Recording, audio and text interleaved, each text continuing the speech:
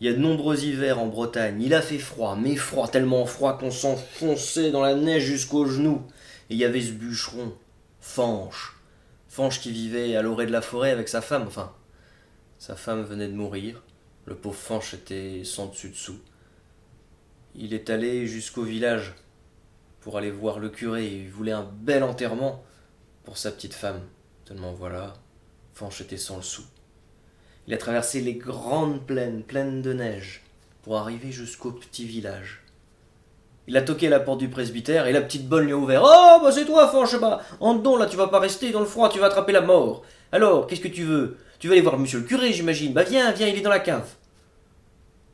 Le curé était dans la cave en train de goûter les différents vins de messe. Il ne fallait pas que le sang du Christ soit une misérable piquette. Ah, c'est toi, Fanche, que veux-tu? Un enterrement? Ça coûte cher, un enterrement. Tu n'as pas de quoi payer, j'imagine. Hein. Alors, je ne vois pas ce que je peux faire pour toi, je suis désolé. Mais non, si je fais un geste, Fanche, je comprends bien que ton prochain voudra également que j'en fasse un. Et celui d'encore après, et d'encore après, et d'encore après. Et la paroisse se retrouvait sans le sou. Tu ne veux quand même pas ruiner la paroisse, Fanche. Je suis désolé, mais il va falloir enterrer ton épouse dans la fosse des indigents. Fanche était bien embêté parce qu'il aimait sa femme, c'est tout ce qu'il avait de plus précieux au monde. Il voulait pas l'enterrer dans la fosse commune. Il a réfléchi et il s'est dit qu'il allait l'enterrer sous un arbre, le plus bel arbre de la forêt. Quand ils étaient jeunes, ils étaient pas plus riches que maintenant, alors ils n'avaient pas pu se payer une belle cérémonie. Pour sauver la mise, et bah, ils sont allés dans la forêt et ils se sont mariés sous le plus beau chêne des bois. C'est là. C'est là que Fanche a décidé d'enterrer sa femme. Il est parti avec sa pelle, et dans la forêt, il est arrivé à l'arbre majestueux.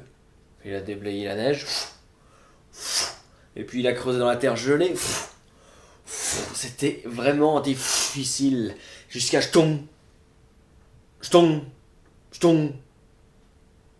Il a déblayé la terre gelée, et il a trouvé un gros coffre en bois, avec une vieille serrure à l'ancienne, toute rouillée. Il l'a ouvert et à l'intérieur, un trésor.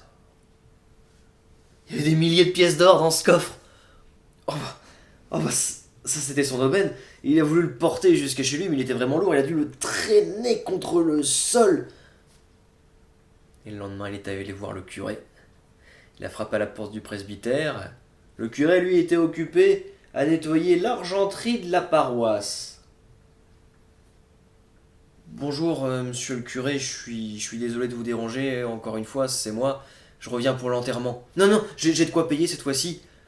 Regardez, j'ai deux belles pièces d'or, ça suffira? Parfait. C'est pas compliqué, c'était un coffre que j'ai trouvé sous un arbre dans la forêt. Vous savez, autrefois, les bois étaient mal famés, alors il y a sûrement des brigands qui ont enterré leur butin ici et qui se sont fait pendre avant de pouvoir le récupérer.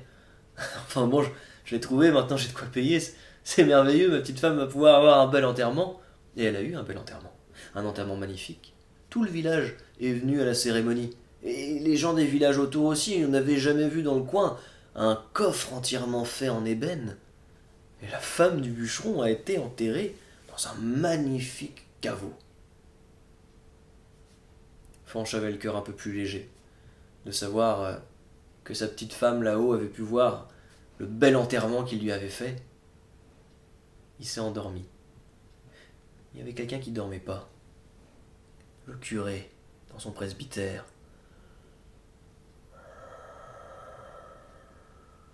De l'or. De l'or. Tout cet or. Ah, je pourrais peut-être... ou alors... oh. Il a attendu que la petite bonne soit endormie. Il sortit discrètement par une fenêtre pour ne pas faire de bruit. Et il est arrivé à la bergerie. Il a trouvé le plus gros bouc qu'il n'avait jamais vue, et quick, il l'a dépecé. Et il a enfilé sa peau comme un pyjama. Ouais, il était pas bien grand ce curé, il avait la peau toute collante et puante du bouc.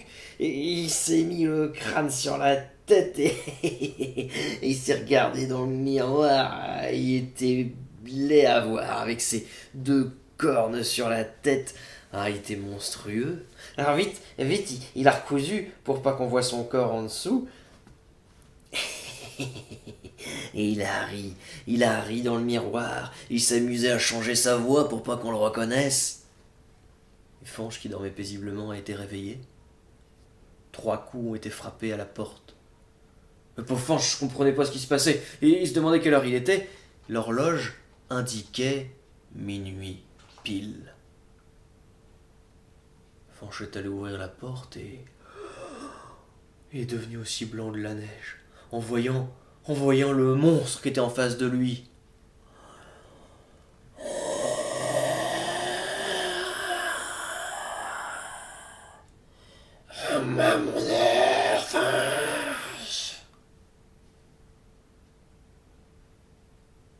Pardon?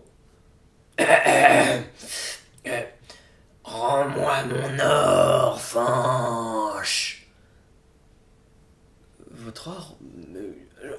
Oh, je savais pas que c'était le vôtre, je suis désolé, il était coincé entre des racines, je pensais que c'était des brigands, je vous le rends tout de suite, regardez, il est là, il est là. Il avait juste le petit coffre à côté de lui, la maison était pas bien grande, et il l'a mis au pied du diable.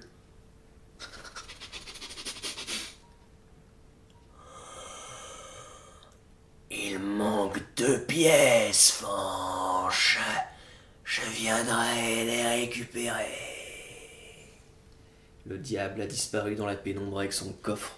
Et pauvre curé, il tirait sur le coffre qui était lourd et qui s'enfonçait dans la neige. Et la peau de bouc, je sais pas si vous avez déjà essayé, mais c'est pas bien épais, ça tient pas chaud ça. Alors il s'est dit, bon bah, et le coffre je vais le laisser là, je vais l'ensevelir sous la neige et je viendrai le chercher demain parce que il est un petit peu froid.